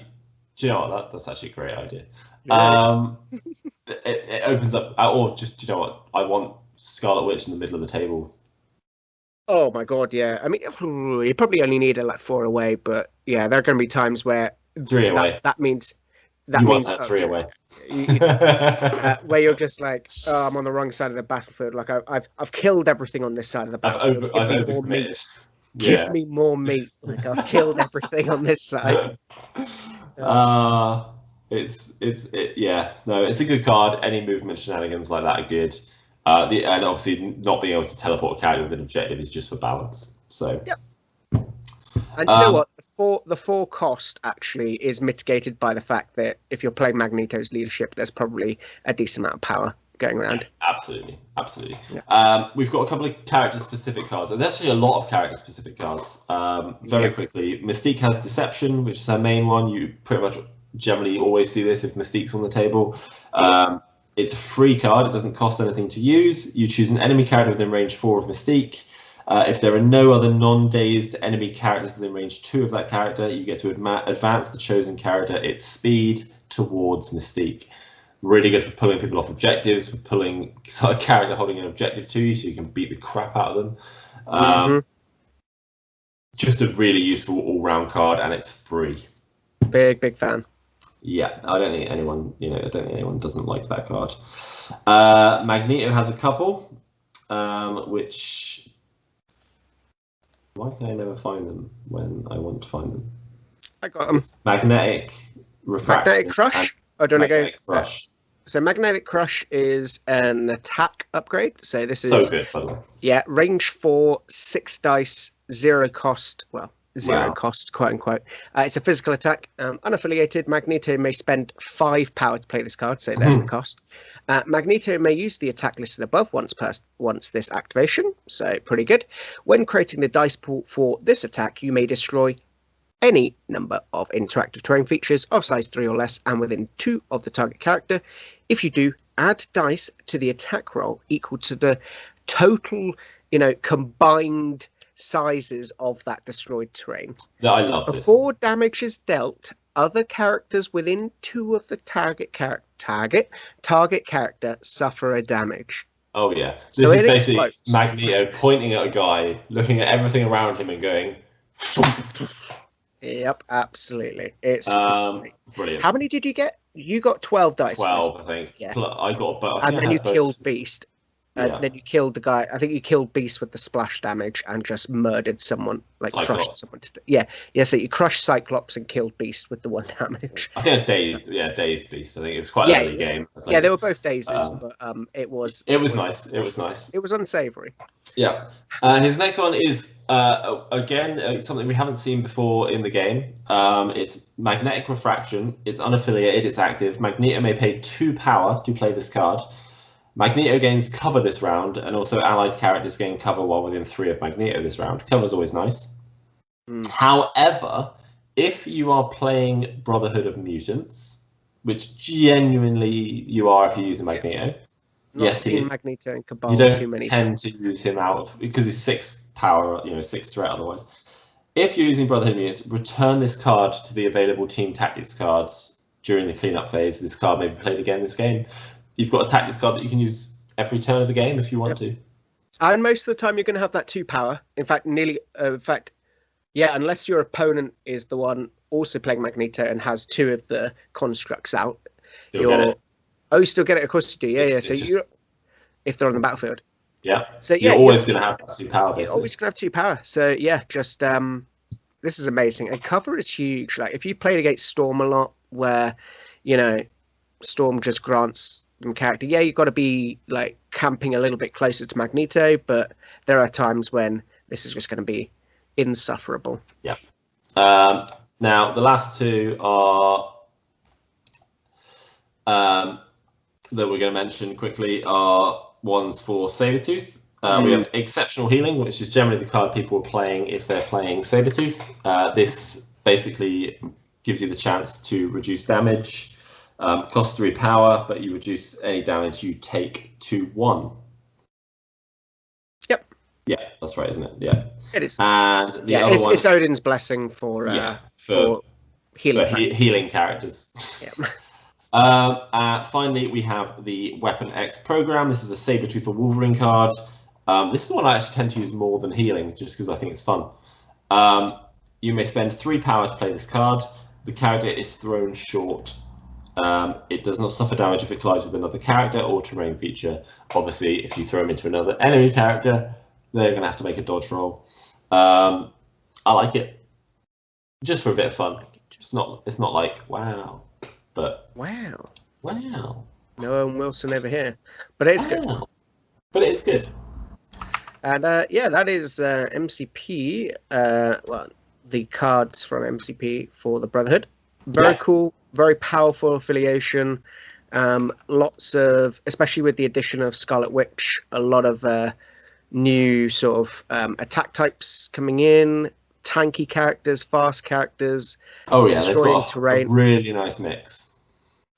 So the rosters you've done slightly different this time, haven't you? Because basically, I haven't been able to put the tactics or crises in that I wanted to because the old Assemble app hasn't updated yet. But so I'm just gonna talk about the characters, and then because there's so many cards for these characters now, just take a handful and throw it at the roster and see which stick. It's probably okay. Especially the ones I've chosen. So I think there's a big choice of tactics cards you can use. Crises I'll have a quick chat about, but so this is my fun roster. This is the one I actually want to try a little bit, which is all the Brotherhood characters. All 6 of them, Mr Sinister, and then just for some variety, Sin, Viper, and Crossbones. And I only chose Sin, Viper, and Sin and Viper because they're obviously new. and I want to try them a bit. So this is actually a roster that I do want to try out. Tactics cards wise, I'd probably be playing Mr Sinisters 2. I would be having the illicit tech for Sin and Crossbones. I will be having Asteroid. Difficult to please. I've already lost count of how many I've got now. Brace for impact, because I feel I don't know. Yeah. You're the one destroying all the terrain. Like, I it's just know. I know. Size 2 thrown at you most of the time. Yeah. I don't know if this is a brace list. You know. I don't think you're right. I think you're right. Maybe just scrap brace. Just. Do you know what? I don't think it has any restricted cards in it. I think you just take as many of the cool, like maybe all you've got, just in case. Yep. But yeah, I think with this list, you can basically pick and choose what tactics cards you want from the available ones, and Deception is going to be in there. Astrodem is going to be in there. Book of Truth potentially is going to be in there, especially with Scarlet Witch. Actually, Book of Truth and Scarlet Witch is actually because she kind of doesn't mind rolling badly. I don't know. Yeah, you would have had to roll a lot of shields for you needing to use the Book of Truth on Scarlet Witch. Yeah. So, don't know. Maybe. But this is cool because I like what you've done because obviously you can also use Mystique's leadership at this point, and you've added in 2 long movers and a tanky guy. Oh yeah. So you don't need to sit Crossbones on at that point, because you can use Mystique's leadership to basically. And then that frees up Crossbones to move her out with Sin. Yeah, it's cool. Yeah, I want to try it. And obviously, Mystique is also Cabal, so if you wanted to. Mystique is Cabal, Magneto's Cabal, Sabretooth's Cabal. So you could do a long move Cabal list. Yeah, Mystique, Sabretooth, Sin, Viper, and then Crossbones trying to keep up. Or Magneto trying to keep up. Obviously, that's probably too many threat, but yeah. So it's something I do want to play around with, something like this, because I've been thinking about a sort of a long-moving stealth list. So we've got Mystique, Sin, Viper, all got stealth. Obviously, Sin's only a medium move, but it's something I just want to play around with and see what we come up with. Now, to make it a bit more competitive. Oh, so Crises. I basically, assuming I was going to be playing Magneto and Scarlet Witch in the same list. The extracts I chose were Montesi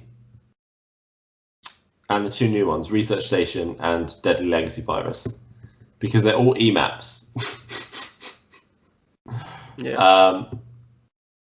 So my core of 14 there is going to be Magneto, Quicksilver, and Scarlet Witch. I would be taking the Hard to Please card. Yeah. Difficult to please. Difficult to please, yeah. And just trying to get as many activations out of Magneto as possible. Yeah, basically. I mean, if you get Research Station, you get 16 threat. You can chuck Toad in. If you get Montesi at 17, you can chuck Mystique in. Mystique, yeah, I think Mystique's very good on that one. If you get 19 at Daily Bugle, you could put in Toad and Mystique. Toad, yeah, quite like that. Yeah, that's really good. It's got a lot of variety. Yeah, the secures I chose Gamma because again it's an EMAP. I'm not forcing an E here, but I hate EMAPs normally, but EMAPs are great. The new ones have made me love them.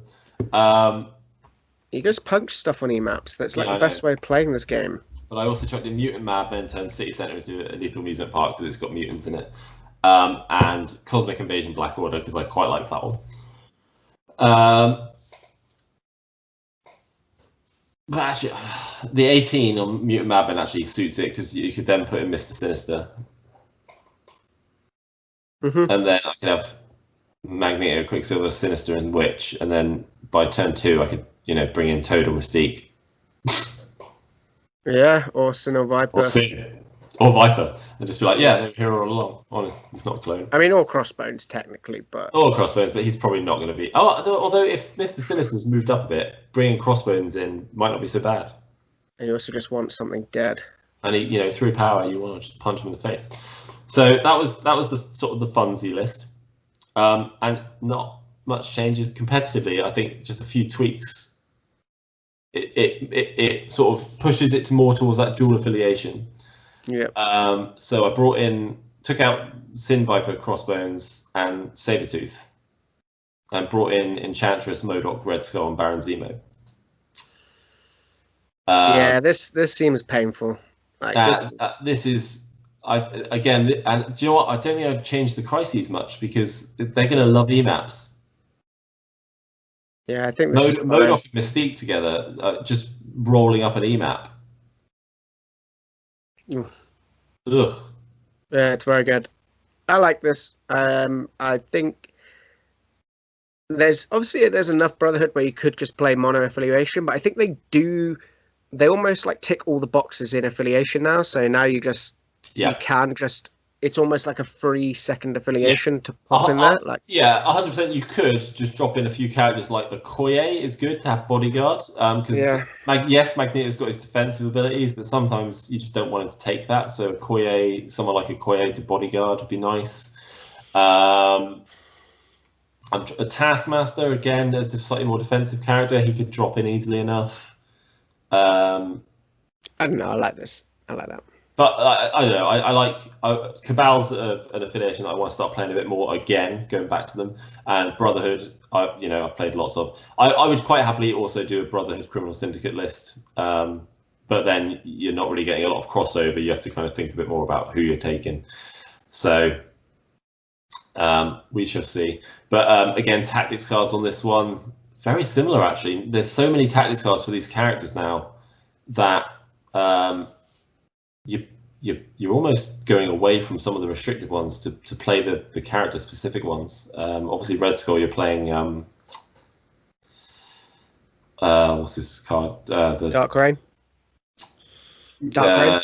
Is it Dark Rain? What's the one? Is that the one that makes them activate again? That is Dark Rain is the one that allows you to reroll any number of attack dice. Cosmic Configuration. Cosmic Configuration. That's the one. Yeah. And again, Sinister, if he's there, I just really want to play around with his freaking cloning that. Genetic samples. I want to see if I can get MODOK on the table.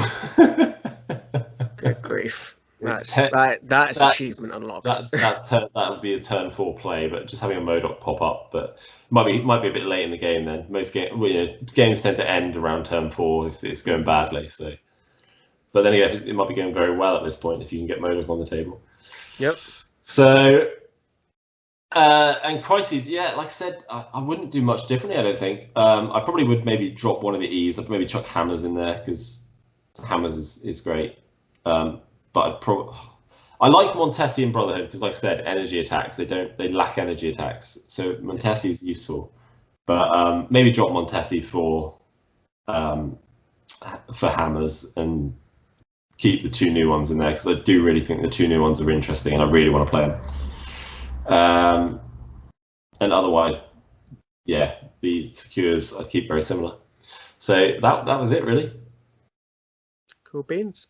But yeah, I probably didn't overthink this too much, but I think Cabal Brotherhood is a go-to roster for me now going forward. I like it. So that takes us to the comic section. I'm assuming you have some wonderful choices. I've got a few little choices here. I'm gonna just drop in and say that this isn't very specific because it was spread out, but the Age of Apocalypse crossover event. Yeah. Magneto taking center stage. Actually, kind of like of the X-Men rather than he sort of Xavier's dead. Yeah, time travel shenanigans. Yeah, it's great. Age of Apocalypse is so good. Magneto steps in and really leads the X-Men very, very well. One of Magneto's hero moments rather than Brotherhood moments, but it would be remiss not to mention that little run there. It was spread out over a lot of different X-Men comics. So it's basically all of the mutant comics at the time. It was that storyline was spread over. So hard to say to sort of pick specifics, but great run. Well, I think it's been collected in like in a Age of Apocalypse sort of massive volume. I think it's collected in like a 2-volume. Like if you can find it, it's in 2 trades basically, each with like 10, 12 issues in. I think 1, 2, 3, 4, 5, maybe more like 6 issues each. So it covers the main bulk of the story. But yeah, very cool. So I want to start off with X-Men Magneto Testament, which is like this was moving. Like this was a moving comic. This is written by Greg Pak with art by Carmine Di Giandomenico. I can't say that. I'm glad you took that 2008 miniseries. I think it's only 5 issues. We all know, or we all think we know what Magneto is, who he is, but this is really a story about a Jewish schoolboy surviving Auschwitz, and just it's a Holocaust survival story more than it's a villain origin story. Like this is why there's that other side to Magneto. That's why there is this need to do things right, and that's the thing with Magneto. He always thinks everything he's doing is for the best. And wow, I mean, honestly, this was I've got a history, obviously, with not obviously, but with concentration camps, not personally, but grandparents and stuff. I've been to Auschwitz. I've been to the ghettos in Warsaw, and yeah, just this was a fantastic sort of comic book here with brilliant art, and it really does sort of mix that sort of the character that you think why he does the things he does. There's like this fantastic sort of pages with no art and just sort of just lettering, just writing about Magneto, sort of reflecting. And yeah, he sort of writes his testament, basically. That's what it is. It's not the last will and testament, but he did write it. But it's him sort of reclaiming that and saying, no, now I've got these powers and whatever, I'm gonna do something. Honestly, it wouldn't feel out of place sort of reading this in like a history lesson or something like that. It's that good. It's also that good. So that was a good one to start off with. That's a Magneto one. Another Magneto one, X-Men God Loves, Man Kills, 1982. Chris Claremont, Chris Claremont and Brent Anderson. So Chris Claremont is sort of the was he the main sort of X-Men writer? Yeah, probably was actually. He was on it for, I want to say, nearly 20 years. Like he wrote X-Men books in the 70s to the 90s. So this is 82. It was just a graphic novel. This is one of the first sort of just straight graphic novels that Marvel released. It wasn't released in singles at any point, and it's all to do with Magneto investigating the death of some mutant children. So again, it sort of has X-Men front and center. It's sort of if you've seen X2, the second X-Men movie, the original second X-Men movie, there's a lot of inspiration there, and I do believe actually Claremont even came back to write or consult on that script, so that's why it's sort of quite similar to what he's done.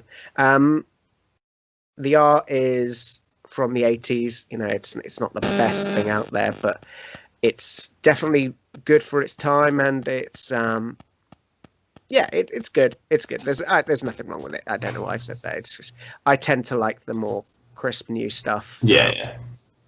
I think I've said that before, but yeah, it's good, and yeah, the story's great. So definitely check out that one. X-Men God Loves, Man Kills. I think X-Men Messiah Complex was another one that I wanted to recommend. So this is sort of a part one of a 3-part story, which gets finished in Messiah War and The Second Coming. But this is there's a really cool Mystique sort of section of the X-Men Messiah Complex here, where you sort of get the motherly side of Mystique for a little bit, and you're like, oh, this is weird. And then it's like, Mystique does Mystique things, and Mystique isn't,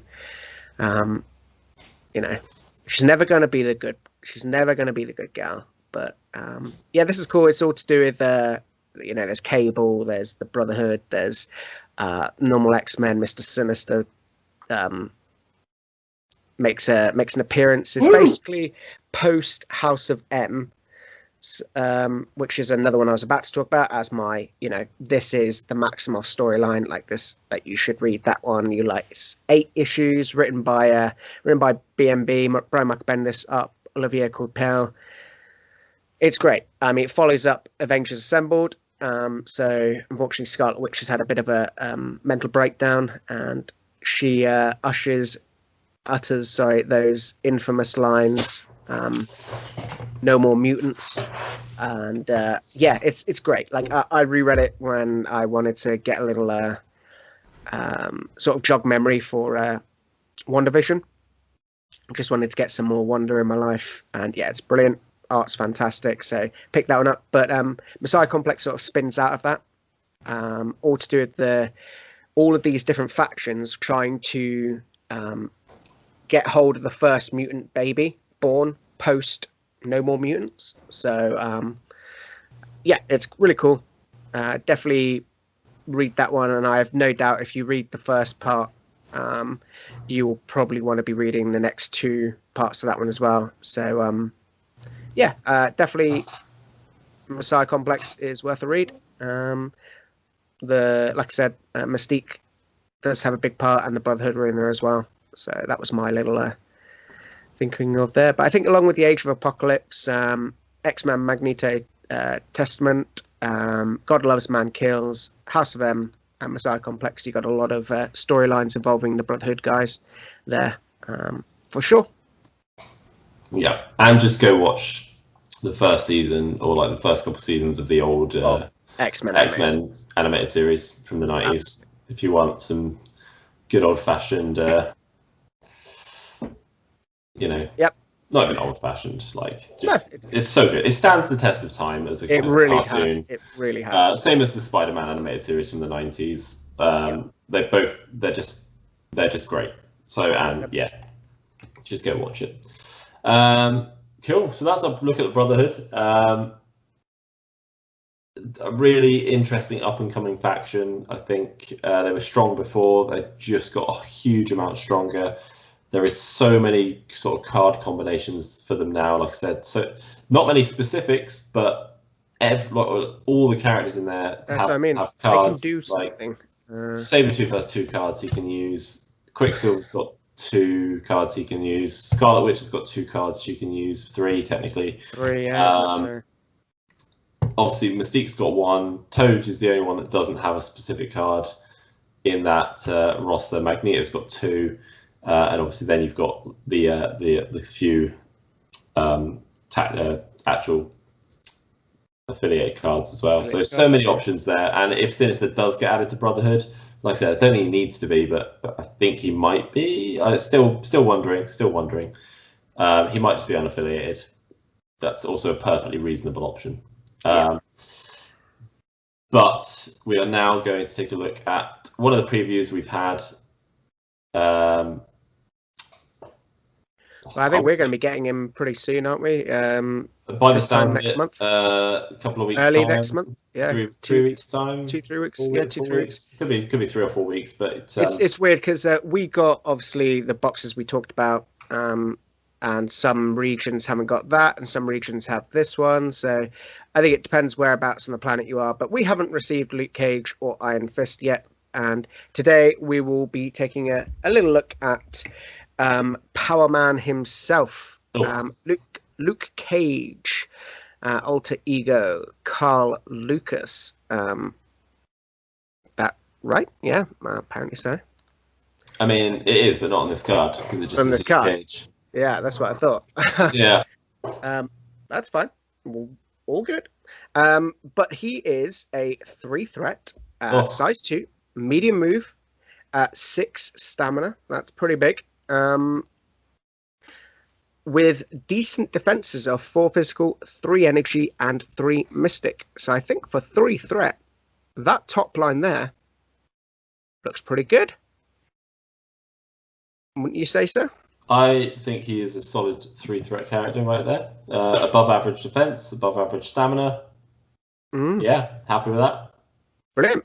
He's got two attacks, both physical, of course. We have Power Man Punch, range 2, 5 dice, 0 cost. This is his builder, so after the attack is resolved, the character gains power equal to the damage dealt. And if you manage to get his trigger off for a double wild, you get Stagger, which is obviously after the attack is resolved, the target character gains Stagger, special condition. Wow. Probably not going to come off that often on a 5 dice attack, but if you have any way of adding extra dice, just makes that slightly more likely. But Stagger on a 3 threat builder, yeah, pretty good. Take that. Take that. Yes, he's only a medium move. Yes, this is range 2, but we can mitigate that with tactics cards and general just playing the game. This is no problem. Portals. Yeah, we got the second physical attack, Sweet Christmas. Range 3, so slightly gets a bigger punch on this one, bigger wind up. 7 dice for the cost of 4 power. On a wild, he hits to throw. So it's size 3 or less, and you throw it short. But that is not all. After the attack is resolved, the target character gains the slow and stun special conditions. I mean, this is a really, really good attack. Yeah. 4 power is, not cheap, but range 3, 7 dice with a throw and slow and stun. I'll take it. I mean, there are worse spenders in the game. Like, this is up there. It's pretty good. We have a 4 power, a suite of 4 powers. We have the first one, which is an active one, cost 2. It's called Street Fighter. Choose an interactive terrain feature of size 2 or less within 2 and throw it short. This superpower can be used only once per turn. It's a bad throw, but it's 2 power. It's not good, but like you said, it's only 2 power. It's only a terrain. It can't be a character. I don't think you're going to be doing it, but there's always those turns where you've attacked twice, you haven't dazed or KO'd them, you've got the power, and you've got a car sitting there, and you just think it would be rude not to. So this is, I think, a fallback option. I don't think this is ever the main option, which is fine. That's fine. Not every character should have a ludicrous throw. This just has the option there. We get the second one, which is a reactive superpower. This is too dangerous to ignore. Cost 2. When an enemy character within 2 of this character targets another allied character with an attack, this character may use this superpower. This character becomes the target of the attack regardless of range and line of sight. So we've seen this before. This is on Black Dwarf, and this is really cool. It's like it's a bodyguard effectively, in the sense that you just need to be up there in the person's grill and not next to your friend. And I think Luke Cage wants to be there anyway. He wants to be up and close and doing some punching stuff. Because well, I mean, it takes a little while for him to get there. He can be pushed around. There's nothing to sort of mitigate him being pushed or anything like that. But I think you're still going to get to use this, and it's good. It's good. It's good. He has 2 sort of defensive passives, should we say. They're both passives, but they both sort of help him defensively, which is what we'd expect from a character like Luke Cage. The first one is Unbreakable Skin. When this character would suffer damage from an enemy effect, reduce the amount of damage suffered by 1 to a minimum of 1. Nice. It's really good. Do we think it would have been really broken if he could have, maybe spent a power to reduce it to 0? I don't know. That might have been too good. I don't think it would have been out of the realms of possibility to ignore the minimum of 1 on him. Yeah. From like a knowing the character standpoint. Yeah. And I think I'll take it. Yeah, it's good. Like, obviously, anything that reduces damage is good. But I think he could have been one of the ones where if they didn't say minimum of 1, I'd be okay with it. And he's got 4 stamina, 4 physical defense. So that's pretty good. You're going to be saving some of the damage anyway. Maybe that's why they thought, you know what, we won't add that in. Yeah. But yeah, he is also immune to bleed because of his unbreakable skin, as you would expect. The only change from his front side to his back side is he goes from 6 stamina to 5 stamina. So a total of 11 on a 3 threat with those slightly above average. Yeah, with those defenses plus the unbreakable skin. It's more than it's that. More than average. Yeah. I think it's up there as the most defensive 3 threat we have, in the sense that it's going to be hard to take him out. Yeah. What do you think of Luke Cage as a package deal? Or I should say at this point, he is affiliated in Defenders and Avengers. Yes, he is an Avenger as well. Yep. I mean, he's a character I really like. Mm-hmm. In MCP, he's coming out as a solid 3-threat brawler. Mm-hmm. Can take a hit. He can dish out a hit. You want him up in there. Is he going to be able to stay in there with so many control-y characters around? We'll see. I think that's the weakness there. He's going to get pushed around a lot. You're going to be spending probably more activations moving than I would like. Yep. But I think it's good. I think it's the one thing I'm going to play him a lot. I think I will definitely, because especially when I go back to playing Defenders as my good guy team again. But, well, you say you like to play Criminal Syndicate, and I think as a 3-threat, you could do far worse than play Luke Cage in Criminal Syndicate. I also think you're right there. I think he's probably got a place in Criminal Syndicate as well. But I like to play in affiliation if I can. It's my thing. But I do feel like I would have preferred him to be a leader of either Defenders or Avengers. Yeah, just as like a secondary leader for Defenders. Yeah. And no, I know why he's not an Avengers leader, because we're obviously getting other Cap coming. Yeah. But he was good as the Avengers leader. I liked him. Mm-hmm. Yeah, I agree. And I think people were a little bit disappointed to have Luke Cage and have him not be a leader. But I'm actually not unimpressed with this card. I'm not either. I think, yes, like you said, everything you said is true about the fact that he's going to be moved, he's going to be pushed, and that's a problem you're going to have to deal with. But it's a problem you've got to deal with a lot of characters. This is very he true. Doesn't have a medium, the medium move is not the worst. It's not the worst. It's not like we're having to deal with Crossbones levels of movement here. We can just play a fair game with him if we need to. And I like Luke Cage. Can't wait for Power Man on the table. Kind of sad there was no headband option, is all I'm going to say. We don't know that. Oh, true. I think we would have seen that on Facebook because people have had. It could be a surprise. No, you're right. You're right. It's not there. Maybe we'll get Power Man later. Maybe. But I think they hit this nail on the head. I think it's very good. Yeah, I agree. It's a 3-threat that I'm looking forward to. Just to keep saying "Sweet Christmas" as I punch people. And it's going to be done. So that, I think, is today's episode. That is today's episode. And bit of a long one, but there was a lot of cool things to talk about. You love Like this was always going to be a long one. It was. It was worth chatting about. There's some. They're just such cool characters. And I don't just mean in the game. They're just cool characters. They really are. They really are. And I thoroughly suggest people go and look at the comic books with these characters in, because barely any of them will disappoint.